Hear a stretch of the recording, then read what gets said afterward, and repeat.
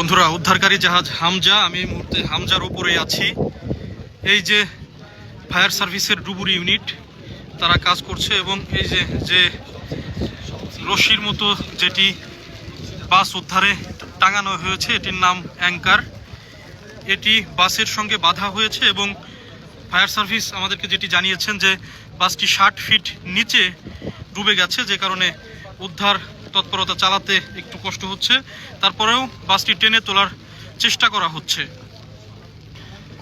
যাত্রীর যারা আছেন, ডুবে যাওয়া যাত্রী, তাদের স্বজনরা যারা আছেন তারা ঘাটে ভিড় করেছেন, তারা ঘাটে আছেন এবং এখনো পর্যন্ত 2 জনের মরদেহ উদ্ধার করা হয়েছে। একজনের নাম রেহেনা আর একজনের নাম মর্জিনা, আর 5 জন জীবিত অবস্থায় তারা আছেন। এদের মধ্যে 2 জন গোয়ালন্দ উপজেলা স্বাস্থ্য কমপ্লেক্সে চিকিৎসাধীন রয়েছেন এবং বাকিরা এই ঘাটেই তারা একটি বাড়িতে আশ্রয় নিয়েছেন। তারা যেটি বলছেন যে যেহেতু প্রায় 4 ঘন্টা হতে চলেছে এই বাস তলিয়ে যাওয়ার, সে কারণে তাদের এখন একটি মাত্রই চাওয়া যে অন্তত মরদেহটি যেন তারা একটু দ্রুত সময়ের মধ্যে পান, সেই প্রত্যাশাটি এই ডুবে যাওয়া যাত্রীদের স্বজনরা করছেন। এই যে যে রশিটি, এই রশির নিচেই কিন্তু এই বাসটি এখন আছে।